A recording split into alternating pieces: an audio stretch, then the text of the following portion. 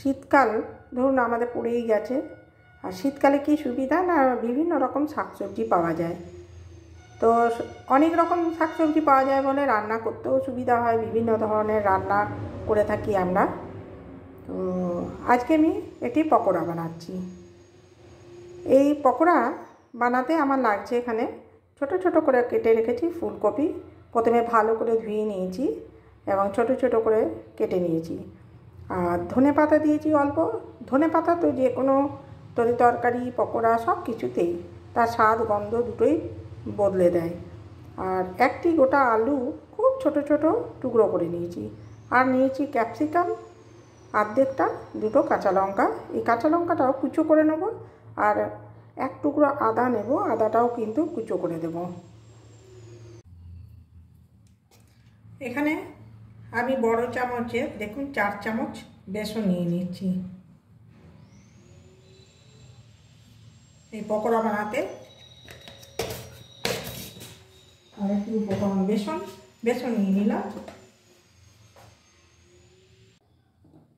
ওখানে যতক্ষণ আমি পকোড়ার উপকরণগুলো রেডি করছি ততক্ষণ এখানে গ্যাস অন করে একটি কড়াই বসিয়ে তাতে আমি সর্ষের তেল দিয়ে দিলাম গরম হতে। এই পকোড়া কিন্তু সর্ষের তেলেই আমি ভাজবো। এখানে আমি বেসনের মধ্যে পরিমাণ মতো নুন দিয়ে দিচ্ছি। এটা যে যেমন নুন খাবেন সেই অনুযায়ী দেবেন। সামান্য একটু হলুদ দিয়ে দিলাম, অল্প একটু কালো জিরে দিয়ে দিচ্ছি, আর অল্প একটু লাল লঙ্কার গুঁড়ো দিলাম। এবারে এই সমস্ত উপকরণগুলো আমি একসাথে সামান্য সামান্য জল দিয়ে মেখে নেব। না হবে এটা মাখাটা বেশি পাতলা আর না খুব শক্ত। দেখুন এরকম করে 1 পিঞ্চ আমি খাবার সোডা দিলাম। এবার আমি সমস্ত উপকরণগুলো এর মধ্যে দিয়ে দেব। যে ক্যাপসিকাম দিলাম, আলু, কপি, ধনে পাতা, সমস্ত উপকরণ এখানে আমি দিয়ে দিলাম। এখানে কাঁচা লঙ্কা এই যে কুচি করে আমি দিয়ে দিচ্ছি।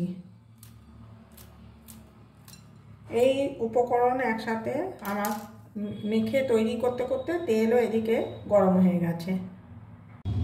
দেখুন এই উপকরণটা আমি অল্প অল্প জল দিয়ে ভালো করে কিন্তু আগে মেখে নিচ্ছি।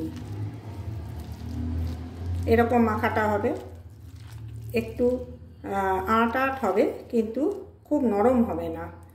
খুব নরম হয়ে গেলে পকোড়াগুলো ভালো করে ভাজা যায় না।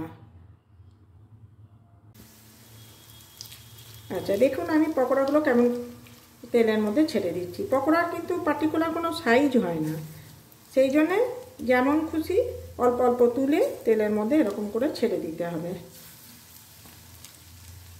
পকোড়ার একদিকটা লাল হয়ে এলে তারপর আমি উল্টে নেব এবং অপর পিঠটাও আবার বানাবো।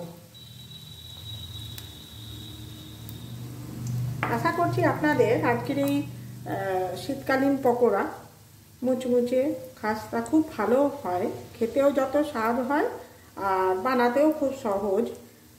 অবশ্যই আশা করছি আপনাদের সকলের ভালো লাগবে। এক পিঠটা লাল লাল হয়ে গেলে আমি পকোড়াগুলি উল্টে দেবো এবং অপর পিঠটাও লাল লাল করে ভেজে নেব।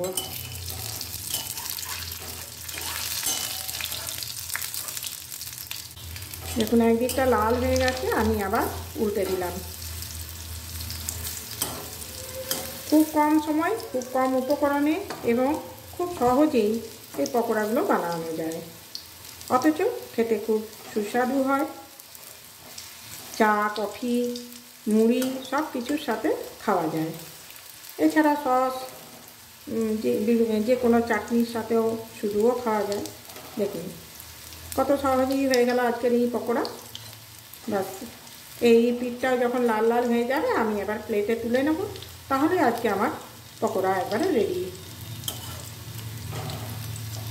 আজকে আমাদের সকালের জল খাবার হচ্ছে এই পকোড়া, মুড়ি, শসা।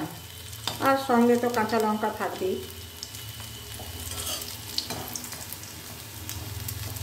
তার সাথে গরম গরম 1 কাপ চা।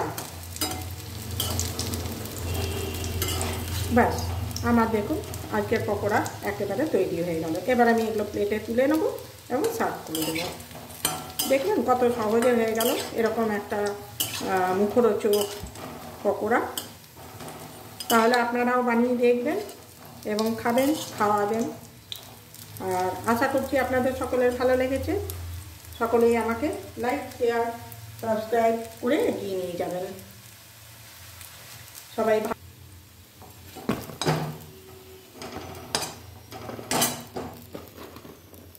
সমস্ত পকোড়া আমার আজকে রেডি হয়ে গেছে।